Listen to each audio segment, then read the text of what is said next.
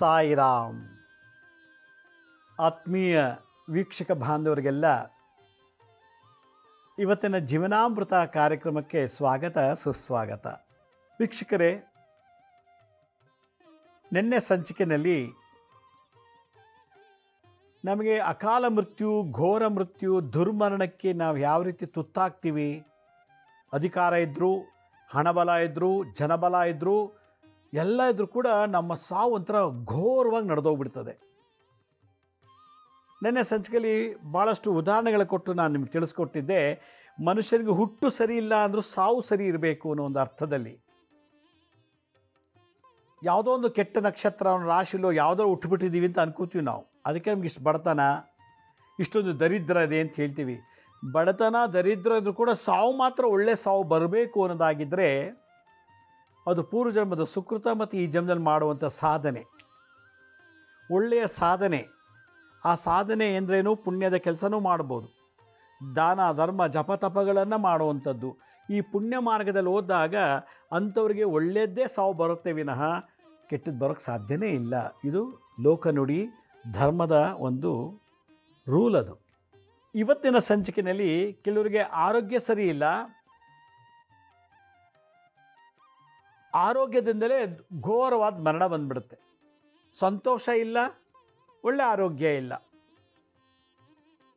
ಕಾರಿದೆ, ಸೈಟ್ ಇದೆ, ಬಿಲ್ಡಿಂಗ್ ಬಾಡಿಗೆ ಬರ್ತಾ ಇದೆ, ಸುಮಾರು ಒಂದು 10 ಮಳಿಗೆ ನಾನು ಬಾಡಿಗೆ ಕೊಟ್ಟಿದ್ದೀನಿ, ಬಾಡಿಗೆ ಬರ್ತಿದೆ, ಒಂದು 5 ಕಾರಿದೆ, ಕೋಟ್ಯಾಂತರ ರೂಪಾಯಿ ದುಡ್ಡಿದೆ, ಆದರೆ ಸಂತೋಷ ಇಲ್ಲ, ಆರೋಗ್ಯ ಇಲ್ಲ. ನೋಡಿ, ಎಲ್ಲ ಇದೆ. ಗಂಡ ಇದ್ದಾನೆ, ಕಾರು ಬಂಗ್ಲೆ ಒಡವೆ ವಸ್ತ್ರ ಇದೆ, ಆಳ್ಗೆ ಅವಳು ಸುಖ ಇಲ್ಲ, ಸಂತೋಷ ಇಲ್ಲ, ಆರೋಗ್ಯ ಇಲ್ಲ. 3 ಹೊತ್ತು ರೋಗ ಎಲ್ಲ ಇದು ಅನುಭವಿಸೋಕ್ಕೆ ಯೋಗ ಇಲ್ಲ, ಸಂತೋಷ ಇಲ್ಲ. ಮಕ್ಕಳಿಂದ ಗಣ್ಣಿಂದ ಎಲ್ಲ ದುಃಖ.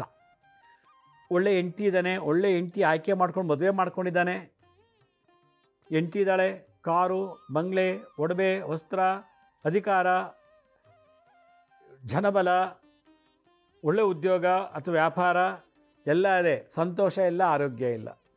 ಅಲ್ಲೊಬ್ಬ ಭಿಕ್ಷುಕ ದಿನ ಮನೆ ಮನೆ ಬೀದಿ ಬೀದಿಗೆ ಹೋಗಿ ಭಿಕ್ಷೆ ಬೇಡ್ತಾನೆ. ಕೆಲವು ನೆನ್ನೆ ರಾತ್ರಿ ಅನ್ನ ಇದ್ರೂ ಕೊಡ್ತಾರೆ, ನೆನ್ನೆ ಮಿಕ್ಕಿದ ಏನಾರು ಆಹಾರ ಪದಾರ್ಥ ಇದೆ ಅವನಿಗೆ ಭಿಕ್ಷೆ ಕೊಡ್ತಾರೆ. ಅದನ್ನು ತಿಂದು ಅವನು ಆರೋಗ್ಯವಾಗಿದ್ದಾನೆ, ಸಂತೋಷವಾಗಿದ್ದಾನೆ. ಇವರು ಬಟ್ಟೆ ಕೊಟ್ಟಿದ್ದು ಹಾಕ್ಕೊಂಡು ಜೀವನ ಮಾಡ್ತಿದ್ದಾನೆ, ಆದರೂ ಅವನಿಗೆ ಆರೋಗ್ಯವಾಗಿದ್ದಾನೆ, ಸಂತೋಷವಾಗಿದ್ದಾನೆ.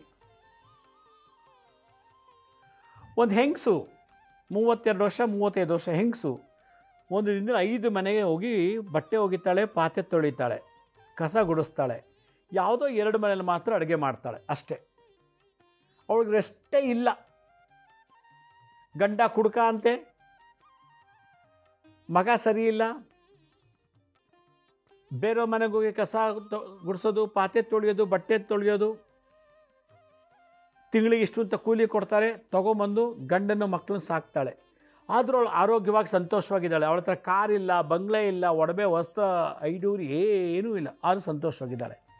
ಅದೇ ಒಂದು ಹೆಂಗಸು ದೊಡ್ಡ ಸಾಫ್ಟ್ವೇರ್ ಕಂಪ್ನೀಲಿ ತಿಂಗಳಿಗೆ 2.5 ಲಕ್ಷ 3 ಲಕ್ಷ ಸಂಬಳ ತೊಗೋತಾಳೆ, ಕಾರಿದೆ, ಎಲ್ಲ ಇದೆ, ಗಂಡನ ಸುಖ ಇಲ್ಲ, ಡೈವರ್ಸ್ಗೆ ಅಪ್ಲೈ ಮಾಡಿದ್ದಾಳೆ. ಇಲ್ಲಿ ಕಂಡೋ ಮನೆ ಕಸ ಗುಡಿಸೋದು, ಪಾತ್ರೆ ತೊಳೆಯೋದು, ಬಟ್ಟೆ ತೊಳೆಯೋದು, ಊಟಕ್ಕಿಲ್ಲ, ಏನಿಲ್ಲ, ಒಳ್ಳೆ ಅಂತಸ್ತು ಐಶ್ವರ್ಯ ಇಲ್ಲ, ಯಾವುದೋ ಒಂದು ಸಣ್ಣ ಶೆಡ್ಡಲ್ಲಿದ್ದಾಳೆ. ಇವಳಿಗೆ 2-3 ಲಕ್ಷ ಸಂಬಳ ಬರುತ್ತೆ, ಒಡವೆ ವಸ್ತ್ರ ಕಾರು ಸೈಟ್ ಎಲ್ಲ ಇದೆ, ಆದರೆ ಸುಖ ಇಲ್ಲ, ಆರೋಗ್ಯ ಇಲ್ಲ, ಸಂತೋಷ ಇಲ್ಲ, ಆರೋಗ್ಯ ಇಲ್ಲ. ಒಬ್ಬರಿಗೆ 25 ಎಕರೆ ಜಮೀನಿದೆ, ಹೆಂಡತಿ ಮಕ್ಕಳು ಅಣ್ಣ ತಮ್ಮಂದಿರು ಎಲ್ಲ ದೊಡ್ಡ ಬಳಗ, ದೊಡ್ಡ ಕುಟುಂಬ. ಒಳ್ಳೆ ರಾಜಕೀಯ ಕ್ಷೇತ್ರದಲ್ಲಿ ಪಾಲಿಟಿಕ್ಸ್ನಲ್ಲಿ ಹೆಸರು ಮಾಡ್ಕೊಂಡಿದ್ದಾನೆ, ಎಲ್ಲ ಇದೆ, ಮೈ ತುಂಬ ರೋಗ, ಡಯಾಬಿಟೀಸು, BP, ಕ್ಯಾನ್ಸರು, ಏನೇನೋ ಇದೆ, ಮತ್ತು ಸಂತೋಷನೇ ಇಲ್ಲ. ಬದುಕಬೇಕಲ್ಲ ಇದ್ದೀನಿ, ಬದುಕ್ತಾ ಇದ್ದೀನಿ ಅಷ್ಟೇ. ಒಬ್ಬ ಈ ಕಾರ್ ಗ್ಯಾರೇಜ್ನಲ್ಲಿ ಕೂಲಿ ಮಾಡೋಳು ಕೆಲಸ, ಆ ಕಾರ್ನ ತೊಳಿತಾನೆ, ಕಾರ್ ರಿಪೇರಿ ಮಾಡ್ತಾನೆ. ಅವತ್ತು ಎಷ್ಟು ಕೊಡ್ತಾನೋ ಓನರು ಅಷ್ಟು ದುಡ್ಡು ತೊಗೊಂಡು ಮನೆಗೆ ಹೋಗ್ತಾನೆ. ಮನೆಗೆ ಹೋಗಿ ಆ ಹುಡುಗ, ಅವನ ಹೆಸರು ನೂರುಲ್ಲಾ ಖಾನ್ ಅಂತನೋ ಏನೋ ಆ ಹುಡುಗನ ಹೆಸರು. ಅವನು ಮನೆಗೆ ಹೋಗಿ ಆ ದುಡ್ಡನ್ನ ಅವ್ರ ತಾಯಿಗೆ ಕೊಟ್ಟು ಅದರಲ್ಲಿ ಅಡುಗೆ ಸಾಮಾನು ತೊಗೊಂಬಂದು ಅಡುಗೆ ಮಾಡಿ, ಅದರಲ್ಲೂ ಸ್ವಲ್ಪ ಮಿಕ್ಸಿ, ಮನೆ ಬಾಡಿಗೆ ಕಟ್ಟಿ, ಎಲ್ಲ ಜೀವನ ನಡೀತಾ ಇದೆ, ಆರೋಗ್ಯವೇ ಸಂತೋಷವಾಗಿದ್ದಾರೆ. ಆದರೆ ಕಾರ್ ಇಲ್ಲ, ಎಂಥದಿಲ್ಲ, ಸ್ವಂತ ಮನೆ ಇಲ್ಲ, ಬಾಡಿಗೆ ಮನೇಲಿದ್ದಾರೆ. ಅದೇ ಬಿ ಆಟೋಮೊಬೈಲು, ಬಿ ಮೆಕ್ಯಾನಿಕಲ್ ಓದಿ ಟೆಕ್ ಮಾಡಿ ಡಾಕ್ಟ್ರೇಟ್ ತೊಗೊಂಡಿರೋನಿಗೆ ಸಂತೋಷ ಇಲ್ಲ, ಆರೋಗ್ಯ ಇಲ್ಲ. ಅದು ಏನು ಓದಿಲ್ಲ, ಬಿ ಆಟೋಮೊಬೈಲು ಮಾಡಿಲ್ಲ, ಡಿಪ್ಲೊಮಾ ಆಟೋಮೊಬೈಲ್ ಮಾಡಿಲ್ಲ, ಯಾವ ಟೆಕ್ಕು ಇಲ್ಲ, ಅಲ್ಲೇ ದುಡ್ದು ಅಲ್ಲೇ ತಿಂದು ಆರಾಮಾಗಿ ಚೆನ್ನಾಗಿದ್ದಾನೆ. ಆ ಹುಡುಗ ಅವ್ರ ಅಮ್ಮನ್ನ, ಅವ್ರ ತಮ್ಮನ್ನ, ಅಕ್ಕನ್ನೆಲ್ಲ ಸಾಕ್ತಾ ಇದ್ದಾನೆ. ಇವ್ನಿಗೆ ಅಷ್ಟು ಕೋಟ್ಯಾಂತರ ರೂಪಾಯಿ ಆಸ್ತಿ ಇದ್ದರು, ಒಳ್ಳೆ ವಿದ್ಯೆ ಇದ್ದರು, ಜೊತೆ ಕೆಲಸದಲ್ಲಿದ್ದರೂ ಕೂಡ ಅಣ್ಣ ಮೇಲೆ ಕೋರ್ಟ್ ಕೇಸ್ ಹಾಕಿದ್ದಾನೆ.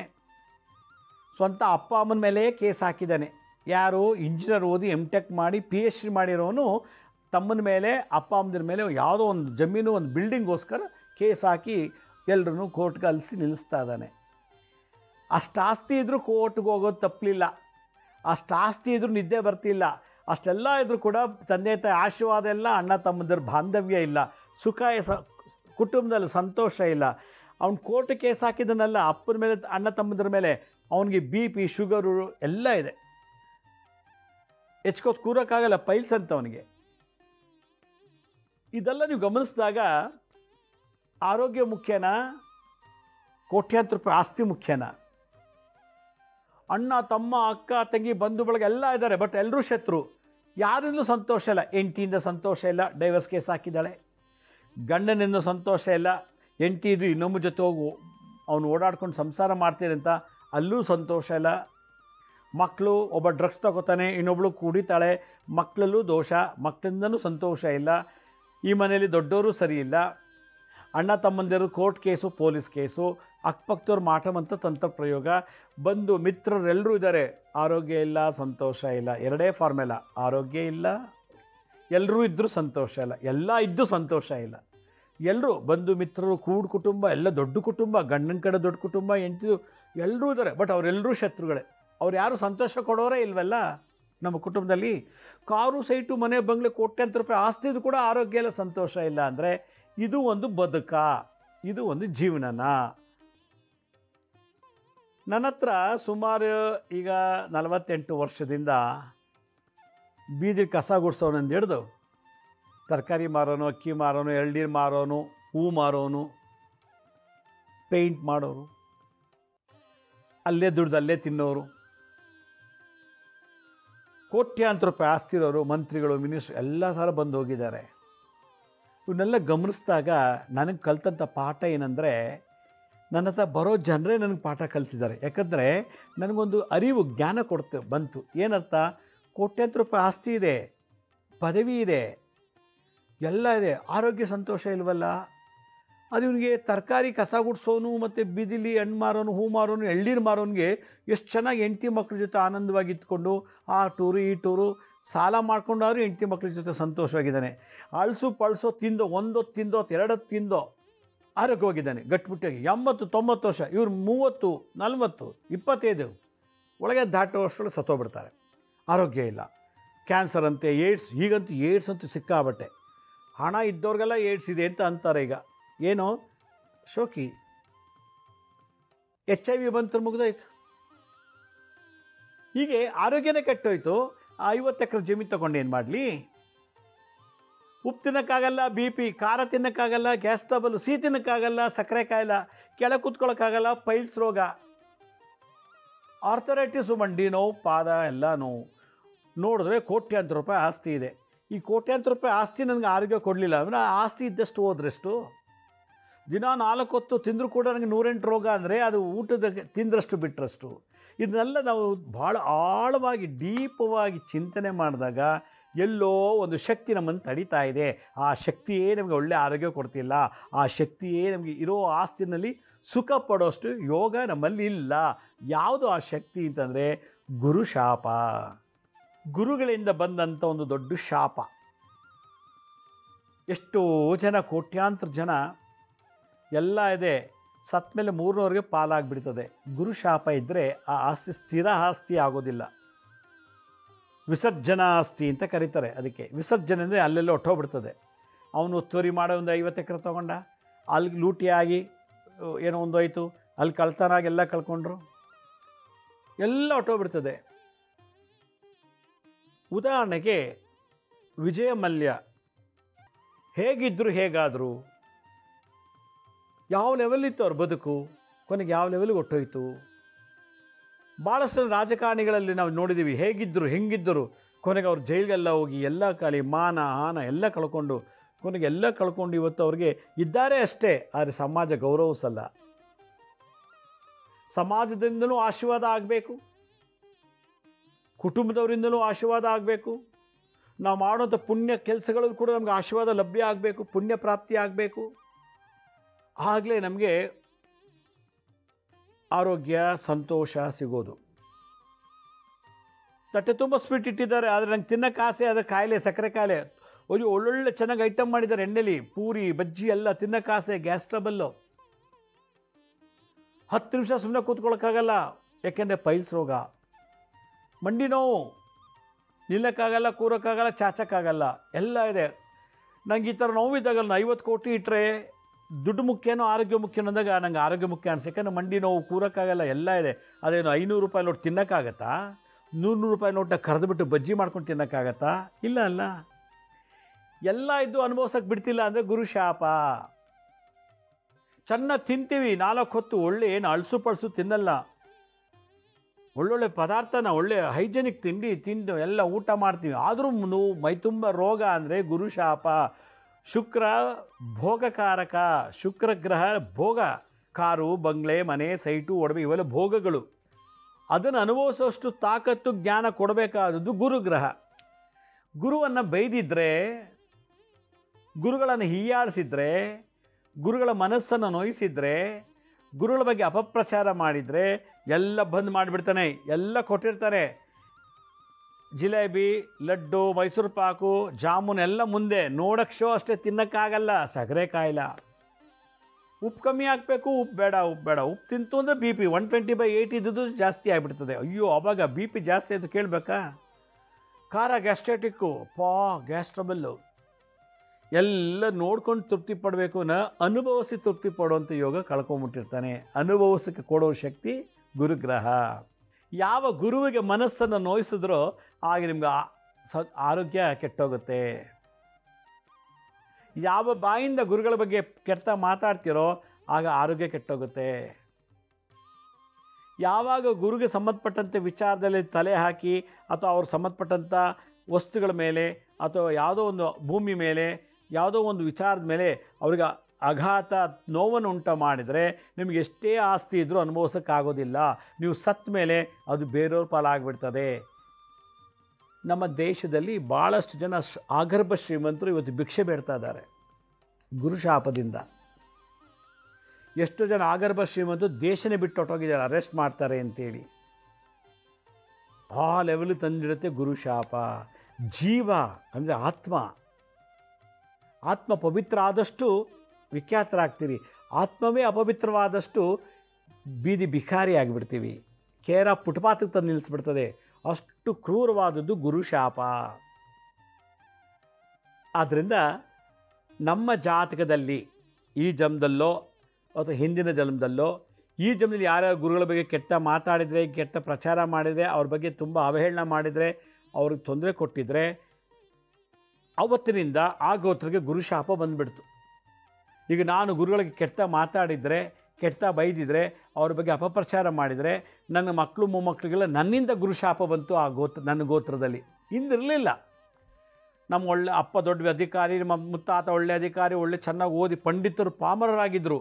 ನನ್ನ ಸತ್ತ ನಂತರ ನನ್ನ ಮುಂದೆ ಬರುವಂಥವ್ರಿಗೆಲ್ಲ ನನ್ನಿಂದ ಅವ್ರಿಗೆಲ್ರಿಗೂ ಗುರುಶಾಪ ಬಂದುಬಿಡ್ತು. ಆದ್ದರಿಂದ ನನ್ನ ಮಕ್ಕಳು ಏನೂ ತಪ್ಪು ಮಾಡಿಲ್ಲ, ನನ್ನ ಮೊಮ್ಮಕ್ಕಳು ತಪ್ಪು ಮಾಡಿಲ್ಲ. ನಾನು ತಪ್ಪು ಮಾಡಿದ್ದಕ್ಕೆ, ಗುರುಗಳಿಗೆ ತೊಂದರೆ ಕೊಟ್ಟಿದ್ದಕ್ಕೆ ನನ್ನ ಮುಖಾಂತರ ನನ್ನ ಮಕ್ಕಳು ಮೊಮ್ಮಕ್ಕಳಿಗೆಲ್ಲ ಇವಾಗಿನಿಂದ, ಈ ಜನ್ರೇಷನಿಂದ ಗುರುಶಾಪ ಪ್ರಾಪ್ತಿಯಾಯಿತು. ಓದಲ್ಲ, ಪಾಸಾಗಲ್ಲ, ದಡ್ರು, ನಾನು ಮಾಡಿಟ್ಟ ಆಸೆ ಎಲ್ಲ ಕಳೆದು ಬಿಡ್ತಾರೆ. ಕುದುರೆ ರೇಸ್, ಕಾರ್ಸ್ ಆಡೋದು, ಡ್ರಗ್ಸ್ ತೊಗೊಳ್ಳೋದು, ಸ್ಮೋಕು, ಡ್ರಿಂಕ್ಸು, ಪರಸ್ತಿ ಸಂಬಂಧ, ಹೀಗೆ ಅಲ್ಲಲ್ಲಿ ಶೇರ್ ಮಾರ್ಕೆಟೆಲ್ಲ ಕ್ಲಾಸ್ ಮಾಡೋದು, ಇನ್ಯಾವುದಕ್ಕೂ ಇನ್ವೆಸ್ಟ್ ಮಾಡಿ ಎಲ್ಲ ಲಾಸ್ ಮಾಡಿ ಗುರುಶಾಪದಿಂದ ಶುಕ್ರ ನೀಚನಾದ. ಶುಕ್ರನೇನು ಕಾರು, ಸೈಟು, ಮನೆಯ ಬಂಗ್ಲೆ ಎಲ್ಲವನ್ನು ಕೊಡುವಂಥವನು, ಭೋಗಗಳನ್ನು ಕೊಡುವನು ಶುಕ್ರ. ಗುರು ಶಾಪದಿಂದ ಒಂದೊಂದಾಗಿ ಮಾರಿಸಿ ಎಲ್ಲ ಇಂಥವರೆಲ್ಲ ನಮ್ದು ಎಷ್ಟೋ ಜನ ದೇಶ ಬಿಟ್ಟು ಹೊಟ್ಟೋಗ್ಬಿಟ್ರು ಎಲ್ಲ ಮಾರ್ಕ್. ಬ್ಯಾಂಕ್ನವ್ರು ಬಂದು ಹರಾಜಾಕಿ ಎಲ್ಲ ತೊಗೊಂಬಿಡ್ತಾರೆ. ಆ ಲೆವೆಲ್ ತಂದಿರ್ತದೆ ಗುರುಶಾಪ. ಆದ್ದರಿಂದ ಗುರುಶಾಪ ಎಲ್ಲಿದೆಯೋ ಅಂಥ ಗೋತ್ರದಲ್ಲಿ ಸಂತೋಷ, ಆರೋಗ್ಯ ಇಲ್ಲ. ಆಸ್ತಿ ಎಲ್ಲ ಇರ್ತದೆ, ಎಲ್ಲ ಊಟ ತಿಂಡಿ ಎಲ್ಲ ಮಾಡ್ತಾರೆ, ಊಟ ತಿಂಡಿ ಕೊರತೆ ಇಲ್ಲ, ಆಸ್ತಿಗೆ ಕೊರತೆ ಇಲ್ಲ. ಗುರುಶಾಪ ಇರೋದ್ರಿಂದ ಎರಡನ್ನೂ ಅನುಭವಿಸೋಕೆ, ಆರೋಗ್ಯನೂ ಕಾಪಾಡೋಕ್ಕಾಗಲ್ಲ, ಹೆಂಡತಿ ಮಕ್ಕಳು ಕಾರು ಬಂಗಲೆ ಬಂದು ಮಿತ್ರರಿಂದ ಎಲ್ಲೂ ಸಂತೋಷ ಸಿಗೋದಿಲ್ಲ. ಆದ್ದರಿಂದ ಈ ಜೀವ, ಈ ಆತ್ಮ ಗುರುಶಾಪಕ್ಕೊಳಗಾಗಿದೆ ಅಂತ ಅರ್ಥ. ಬದುಕಿನಲ್ಲಿ, ಜೀವನದಲ್ಲಿ ಈ ಜೀವ ಇರೋವರೆಗೂ ಕಾರು, ಸೈಟು, ಮನೆ, ಬಂಗಲೆ ಯಾವುದೂ ನಾವು ಪಡ್ಕೊಳ್ದೇ ಇರ್ಬೋದು, ಸಿಗದೇ ಇರ್ಬೋದು. ಆದರೆ ಆತ್ಮಕ್ಕೆ ತೃಪ್ತಿ ಆಗುವಂಥ ಕೆಲಸ ಮಾಡಬೇಕಂತೆ. ಎಲ್ಲರೂ ನಮ್ಮನ್ನು ಗೌರವಿಸ್ಬೇಕು ಅಂದರೆ ನಾವು ಅವ್ರಿಗೆ ಸೇವೆ ಮಾಡಿರಬೇಕು. ನಾನು ಅವ್ರಿಗೇನೋ ಒಂದು ಉಪಕಾರ ಮಾಡಿದ್ರೆ ಅವ್ನು ನಮಸ್ಕಾರ ಅಂತಾನೆ, ನಮ್ಗೆ ಗೌರವಿಸ್ತಾನೆ. ನಾವು ಅವ್ನಿಗೆ ತೊಂದರೆ ಮಾಡಿದರೆ ನನ್ನ ಮೇಲೆ ದ್ವೇಷ ತೀರಿಸ್ಕೊಳ್ಳೋಕ್ಕೆ ಇನ್ನೊಂದೇನೋ ಪ್ಲ್ಯಾನ್ ಮಾಡಿರ್ತಾನೆ. ಈ ಜೀವ ಒಂದೊಳ್ಳೆ ಪ್ರಚೋದನೆ ಆಗಬೇಕು ಅಂತಂದರೆ ಎಲ್ಲರನ್ನು ಗೌರವಿಸ್ಬೇಕು, ಎಲ್ಲರನ್ನು ಪ್ರೀತಿಸಬೇಕು, ಎಲ್ರಿಗೂ ಸೇವೆ ಮಾಡಬೇಕು. ಆಗ ಈ ಜೀವ ಪರಮಾತ್ಮನಲ್ಲಿ ಹೋಗಿ ಸೇರೋಕ್ಕೆ ಅವಕಾಶ ಆಗುತ್ತಂತೆ. ಕೋಟ್ಯಾಂತರ ರೂಪಾಯಿ ಆಸ್ತಿ ಇದ್ದು ಸಮುದ್ರದ ತಿಮ್ಮಿಂಗ್ಳಾಗಿ ಹುಟ್ಟುಬಿಟ್ರೆ ಏನು ಲಾಭ? ಕೋಟಿಗಟ್ಟಲೆ ಆಸ್ತಿ ದುಡ್ಡೆಲ್ಲ ಇದ್ದು ಇಷ್ಟು ಉದ್ದ ಓದ್ಬಿಟ್ಟು ಹಾವಾಗಿ ಹುಟ್ಟುಬಿಟ್ರೆ ಏನು ಲಾಭ? ಕೋಟಿಗಟ್ಟಲೆ ಆಸ್ತಿ ಇದ್ದು ಮಂತ್ರಿಯಾಗಿ ಎಲ್ಲ ದೊಡ್ಡ ದೊಡ್ಡ ಪದವಿಲಿದ್ದು ಕೊನೆಗೆ ಒಂದು ಹಸುನೋ ನಾಯಿನೋ ಕತ್ತೆನೋ ಆಗಿಬಿಟ್ರೆ ಏನು ಲಾಭ? ಆದ್ದರಿಂದ ಇದೇ ವೈರಾಗ್ಯ. ಒಳ್ಳೆ ಕರ್ಮ ಮಾಡೋದು ಹೇಗೆ ಅಂತ ಚಿಂತನೆ ಮಾಡೋದೇ ವೈರಾಗ್ಯ, ಬೇರೆ ಏನೂ ಅಲ್ಲ. ವೈರಾಗ್ಯ ಅಂದರೆ ಕಾಡಿಗೆ ಹೋಗಿ ಗುಹೆ ಒಳಗೆ ಹೋಗಿ ಕೂತ್ಕೊಂಡು ಎಲ್ಲ ಕಾವಿ ಬಟ್ಟೆ ಹಾಕ್ಕೊಂಡು ಗಡ್ಡ ಬಿಟ್ಕೊಂಡು ಕೂತ್ಕೊಂಡು ತಪಸ್ಸು ಮಾಡೋದು ವೈರಾಗ್ಯ ಅಲ್ಲ ನನ್ನ ಪ್ರಕಾರ. ವೈರಾಗ್ಯ ಅಂತಂದರೆ ಏನು? ನಾನು ಮಾಡ್ತಿರೋದು ಸರಿನಾ, ಇದು ನನಗೆಷ್ಟು ಒಳ್ಳೆಯದು, ಇನ್ನೊಬ್ರಿಗೆ ಎಷ್ಟು ಒಳ್ಳೆಯದು, ನನಗೆಷ್ಟು ಕೆಟ್ಟದ್ದು, ಇನ್ನೊಬ್ರಿಗೆ ಎಷ್ಟು ಕೆಟ್ಟಾಗುತ್ತೆ ಅಂತ ಚಿಂತನೆ ಮಾಡೋದೇ ವೈರಾಗ್ಯ. ಇದನ್ನು ಬರೋ ಹಾಗೆ ಸಮಾಜದಲ್ಲಿ ಯಾವ ಸ್ಕೂಲು ಯಾವ ಕಾಲೇಜಲ್ಲೂ ನಮಗೆ ಟೀಚ್ ಮಾಡ್ತಿಲ್ಲ. ಹೀಗಾಗಿ ಎಲ್ಲ ಕಡೆ ಲಂಚ, ಮೋಸ, ವಂಚನೆ ಎಲ್ಲ ಸಿಕ್ಕಾಕೊಂಬಿಟ್ಟು ನಾವು ಎಲ್ಲದಲ್ಲೂ ಸುಖ ಇಲ್ಲದೆ ಹೋರಾಟ ಮಾಡ್ತಾಯಿದ್ದೀವಿ. ನಾವು ಒಂದು ರೀತಿ ಅಣಬೆ ಇದ್ದ ಹಾಗೆ. ಅದರಿಂದ ಗುರುಶಾಪ, ಗುರುದ್ರೋಹ ನಿವಾರಣೆ ಆಗಲಿಕ್ಕೆ ಈ ಜೀವಕ್ಕೆ ಒಂದು ಗುರುವಿನ ಅನುಗ್ರಹ ಆಗಬೇಕು. ಗುರುಶಾಪ ಗುರುದ್ರೋಹಕ್ಕೆ ಆಂಗೀರಸ ಅಂಥೇಳಿ ಇವರೊಬ್ಬರು ಮಹಾ ಋಷಿಗಳು, ದೇವತಾ ಋಷಿಗಳು ಅಂತ ಕರೀತಾರೆ. ಸಪ್ತಋಷಿಗಳು ಇವರು ಒಬ್ಬರು ಅಂತ ಕರೀತಾರೆ. ಅಂಥ ಋಷಿ ಅವನ್ನ ಒಂದು ಗಾಯತ್ರಿ ಮಂತ್ರದಲ್ಲಿ ಪ್ರಾರ್ಥನೆ ಮಾಡಬೇಕಂತೆ. ಅದಕ್ಕೆ ಕಡಲೆಕಾಯಿ ಬೀಜ ತಗೋಬೇಕು. ಕಡಲೆಕಾಯಿ ಬೀಜ ನಾವು ಚಿತ್ರಾನ್ನ ಮತ್ತು ಪುಳಿಯೋಗರಿಗೆಲ್ಲ ಹಾಕ್ತೀವಲ್ಲ, ಕೈಲಿಟ್ಕೋಬೇಕು. ಓಂ ಆಂಗೀರಸಾಯ ವಿದ್ಮಹೇ, ಅಂತರಂಗವನ್ನು ಶುದ್ಧಿ ಮಾಡುವಂಥವನು ಆಂಗೀರಸ ಅಂತ ಹೇಳ್ತಾರೆ. ಇದು ಬ್ರಹ್ಮನ ಮಾನಸ ಪುತ್ರರು ಅಂತ ಒಂದು ಕಡೆ ಹೇಳ್ತಾರೆ. ಓಂ ಆಂಗೀರಸಾಯ ವಿದ್ಮಹೇ ದಂಡಾಯುಧಾಯ ಧೀಮಹಿ. ದಂಡ ಆಯುಧ, ದಂಡ ಮತ್ತು ಆಯುಧವನ್ನು ಕೈಲಿಟ್ಕೊಂಡಿರುವಂಥ ಇವನೇ ಅಂಥವು ನಮ್ಮ ಗುರುಶಾಪವನ್ನು ತೆಗಿ. ತನ್ನೋ ಜೀವ ಪ್ರಚೋದಯಾತ್. ಜೀವ ಅಂದರೆ ಆತ್ಮದಲ್ಲಿರುವಂಥ ಒಂದು ಅಗೋಚರ ಶಕ್ತಿ, ಒಂದು ದೈವಶಕ್ತಿ, ದೈವಿಕ ಶಕ್ತಿ. ಅದಕ್ಕೆ ಜೀವ ಪ್ರಥಮ ವಿಭಕ್ತಿ ಬಹುವಚನ ಜೀವ. ಓಂ ಆಂಗೀರಸಾಯ ವಿದ್ಮಹೇ ದಂಡಾಯುಧಾಯ ಧೀಮಹಿ ತನ್ನೋ ಜೀವ ಪ್ರಚೋದಯಾತ್. ಓಂ ಆಂಗೀರಸಾಯ ವಿದ್ಮಹೇ ದಂಡಾಯುಧಾಯ ಧೀಮಹಿ ತನ್ನೋ ಜೀವ ಪ್ರಚೋದಯಾತ್. ಓಂ ಆಂಗೀರಸಾಯ ವಿದ್ಮಹೇ ದಂಡಾಯುಧಾಯ ಧೀಮಹಿ ತನ್ನೋ ಜೀವ ಪ್ರಚೋದಯಾತ್. ಪ್ರತಿ ಗುರುವಾರ ದಿವಸ 1/4 kg, ಅರ್ಧ kg ಕಡಲೆಕಾಯಿ ಬೀಜ, ಶೇಂಗಾ ಅಂತ ಕರೀತಾರೆ ನಾರ್ತ್ ಕರ್ನಾಟಕದಲ್ಲಿ. ಶೇಂಗಾ ಅದು ಉರಿಬಾರ್ದು, ಬೇಯಿಸಬಾರ್ದು, ಹಸಿದೆ ತಗೊಂಡು ಅದನ್ನು ಜಪ ಮಾಡಿ ಗುರುಸ್ಥಾನ, ರಾಘವೇಂದ್ರ ಸ್ವಾಮಿ ದೇವಸ್ಥಾನ, ದತ್ತಾತ್ರೇಯರು, ಶಿರಡಿ ಸಾಯಿಬಾಬಾ, ಹೀಗೆ ಗುರುವಿನ ಸಾನ್ನಿಧ್ಯ, ದೇವತಾ ಸಾನ್ನಿಧ್ಯ ಇಲ್ಲ ಅಲ್ಲಿ ಕೊಟ್ಟರೆ ಅಲ್ಲಿ ಬರುವಂಥ ಭಕ್ತರಿಗೆ ಇದನ್ನು ತೊಗೊಂಡೋಗಿ ದೇವ್ರ ಮುಂದೆ ಇಟ್ಟು ಪೂಜೆ ಮಾಡಿಸಿ, ಆ ಶೇಂಗಾ ಕಡಲೆಕಾಯಿ ಬೀಜನ ಇಟ್ಟು ಪೂಜೆ ಮಾಡಿಸಿ ಅದನ್ನು ಅಲ್ಲಿ ಬರೋರಿಗೆ ಒಂದು 2 ಕಾಳು ಕೊಡ್ತಾ ಬಂದರೆ ಗುರುಶಾಪ ಗುರುದ್ರೋಹದಿಂದ ನಿವಾರಣೆಯಾಗಿ ಒಳ್ಳೆ ಆರೋಗ್ಯ ಸಂತೋಷ ಸಿಗುತ್ತೆ. ಇಲ್ಲ ಅಂದರೆ ಎಲ್ಲ ಇದ್ದು ದುರ್ಮರಣಕ್ಕೆ ಗುರಿಯಾಗಿಬಿಡ್ತೀವಿ. ಇದೇ ರಹಸ್ಯ, ಇದೇ ಗುರು ಮಹಿಮೆ. ಇನ್ನು ಬಿಟ್ಟರೆ ಬೇರೆ ಯಾರೂ ಇಲ್ಲ. ಕಲಿಯುಗದಲ್ಲಿ ದೇವತೆಗಳು ಭೂಮಿಯಲ್ಲಿ ವಾಸ ಮಾಡಲ್ಲ, ಗುರು ವಾಸ ಮಾಡ್ತಾರೆ. ಗುರು ಅನ್ನೋ ಒಂದು ಆತ್ಮ ಹುಟ್ಟುತ್ತೆ. ಅವರೆಲ್ಲವನ್ನು ತ್ಯಜಿಸಿ ಸಮಾಜಕ್ಕೆ, ಜಗತ್ತಿಗೆ ಒಳ್ಳೇದು ಮಾಡಬೇಕು ಅಂತ ಗುರು ಸ್ಥಾನದಲ್ಲಿ ಹುಡ್ತಾರೆ. ಅದೇ ಪತ್ತಿಲಿ ಬರ್ತಾರೆ. ಆ ಗುರು ಒಬ್ಬನಲ್ಲೇ ನಾವು ಬ್ರಹ್ಮ ವಿಷ್ಣು ಮಹೇಶ್ವರನ ನೋಡ್ಬೋದು. ಅದಕ್ಕೆ ಗುರು ಒಬ್ಬನಿಗೆ ಗುರು ಬ್ರಹ್ಮ ಗುರು ವಿಷ್ಣು ಗುರುದೇವೋ ಮಹೇಶ್ವರ, ಗುರು ಸಾಕ್ಷಾತ್ ಪರಬ್ರಹ್ಮ, ಗುರುವೇ ಸಾಕ್ಷಾತ್ ಪರಬ್ರಹ್ಮ ಅಂಥವನಿಗೆ ತಸ್ಮೈ ಶ್ರೀ ಗುರುವೇ ನಮಃ. ಅಂಥ ಜೀವಕ್ಕೆ, ಅಂಥ ಆತ್ಮಕ್ಕೆ, ಅಂಥ ಬೆಳಕಿಗೆ ನಾನು ನಮಸ್ಕಾರ ಮಾಡ್ತಾ ಇದ್ದೀನಿ ಅಂತ. ಅದರಿಂದ ಆ ಗುರು ಒಬ್ಬನಿಗೆ 3 ರೂಪದಲ್ಲಿ ಪೂಜೆ ಮಾಡೋದು. Brahma separate, Vishnu separate, Shiva separate. ಅವ್ರು ಭೂಮಿಲಿ ಹುಟ್ಟಿದ್ರು ಕೂಡ ಬ್ರಹ್ಮನಿಗೂ ವಿಷ್ಣುಗೂ ಶಿವನಿಗೂ ಸಪ್ರೇಟ್ ಪೂಜೆ ಇದೆ ವಿನಃ ಗುರು ಮಾತ್ರ 3 ಜನ ಸೇರಿಸಿರೋ ಒಂದು ಜೀವ ಅಂತ ಹೇಳಿ ಪೂಜೆ ಮಾಡ್ತಾರೆ. ಅದಕ್ಕೆ ಗುರುವೇ ತ್ರಿಮೂರ್ತಿ ಅನ್ನೋ ಅರ್ಥದಲ್ಲಿ ಬಂತು. ಅಂಥ ಗುರುಗಳಿಗೆ ನಾವು ಶರಣಾದಾಗ ಮಾತ್ರ ಈ ಜೀವನ್ಮುಕ್ತಿ ಪಡೆಯುತ್ತದೆ ಅಂಥೇಳಿ ಇದು ಗುರುಗೀತಾ ಮತ್ತು ಗುರು ಸಂಹಿತೆಯಲ್ಲಿ ಹೇಳ್ತಾರೆ. ಅದಕ್ಕೋಸ್ಕರ ಓಂ ಆಂಗೀರಸಾಯ ವಿದ್ಮಹೇ ದಂಡಾಯುಧಾಯ ಧೀಮಹಿ ತನ್ನೋ ಜೀವ ಪ್ರಚೋದಯಾತ್ ಅಂತ ಹೇಳ್ತಾ ಇದನ್ನು ಕಳ್ಳಕಾಯಿ ಅಭಿಮಂತ್ರಿಸಿ ಗುರುಸ್ಥಾನಕ್ಕೆ ಹೋಗಿ ಕೊಟ್ಟು ಅಲ್ಲಿ ಬರೋ ಭಕ್ತಿಗೆ 2 ಕಾಲು ಕೊಟ್ಟರೆ ಆಗ ನಿಧಾನಕ್ಕೆ ಆರೋಗ್ಯ ಸುಧಾರಿಸುತ್ತೆ, ಸಂತೋಷ ನಿಧಾನಕ್ಕೆ ಅಭಿವೃದ್ಧಿ ಆಗುತ್ತೆ. ಇದೇ ಅರಿವು, ಇದೇ ವೈರಾಗ್ಯ, ಅರಿವೇ ಗುರು. ವೀಕ್ಷಕರೇ, ನಮ್ಮ ಹಳೆ ಸಂಚಿಕೆಗಳು ಯಾರು ನೋಡೋಕ್ಕಾಗಿಲ್ವೋ ಅವರು ನಮ್ಮ ಶಿರಡಿ ಸಾಯಿ ಭಿಕ್ಷಾ ಕೇಂದ್ರ ಮತ್ತು ಹೆಲ್ತ್ ಸೈನ್ಸ್ ಅಂತ 2 ಯೂಟ್ಯೂಬ್ ಚಾನಲ್ ಇದೆ. ಇವ್ರ ಜೊತೆ SSVK ಜ್ಞಾನೋದಯ ಅಂತ ಒಂದು ಮ್ಯೂಸಿಕ್ ಚಾನಲ್ ಇದೆ. 3ಕ್ಕೂ ಸಬ್ಸ್ಕ್ರೈಬ್ ಮಾಡ್ಕೊಳ್ಳಿ. ಪಕ್ಕದ ಬೆಲ್ ಬಟನ್ ಪ್ರೆಸ್ ಮಾಡಿ, ನೋಡೋದು ಲೈಕಿನ ಬಟನ್ ಪ್ರೆಸ್ ಮಾಡಿ. ಆಮೇಲೆ ಆ ಲಿಂಕನ್ನು ನಿಮ್ಮ ಬಂಧು ಮಿತ್ರರಿಗೆ ವಾಟ್ಸಪ್ ಮುಖಾಂತರ, ಇಮೇಲ್ ಮುಖಾಂತರ ಶೇರ್ ಮಾಡಿ. ಗುರುಜಿ ಲಕ್ಷ್ಮೀ ಶ್ರೀನಿವಾಸ್ ಅಂತೇಳಿ ಫೇಸ್ಬುಕ್, ಇನ್ಸ್ಟಾಗ್ರಾಮು, ಟ್ವಿಟ್ಟರು, ಲಿಂಕ್ಡ್ಇನ್ ಕೂಡ ನಾವು ಟೈಮ್ ಟು ಟೈಮ್ ಅಪ್ಲೋಡ್ ಮಾಡ್ತೀವಿ. ಅಲ್ಲೂ ಕೂಡ ಭಾಳಷ್ಟು ಇನ್ಫಾರ್ಮೇಷನ್ ಸಿಗುತ್ತೆ. ಅಪಾಯಿಂಟ್ಮೆಂಟ್ಸ್ ಬೇಕಿದ್ದರು www.lakshmisrinivas.in ಅಂತ ನೀವೇ ಲಾಗಿನ್ ಆಗಿ ಯಾವ ಡೇಟು ಯಾವ ಟೈಮ್ಗೆ ನೀವೇ ಅಪಾಯಿಂಟ್ಮೆಂಟ್ ಬುಕ್ ಮಾಡ್ಕೋಬೋದು ಅಂತ ಹೇಳ್ತಾ ಇವತ್ತಿನ ಸಂಚಿಕೆಯನ್ನು ಮುಗಿಸ್ತಾ ಇದ್ದೀನಿ. ಇದೇ ರೀತಿ ನಾಳಿನ ಸಂಚಿಕೆಯಲ್ಲಿ ಮತ್ತೊಂದು ವಿಶೇಷವಾದಂಥ ಮಾಹಿತಿಯೊಂದಿಗೆ ತಮ್ಮನ್ನು ಭೇಟಿ ಮಾಡ್ತೀನಿ. ಅಲ್ಲಿವರೆಗೂ ನನ್ನ ನಮಸ್ಕಾರ. ಸಾಯಿರಾಮ್.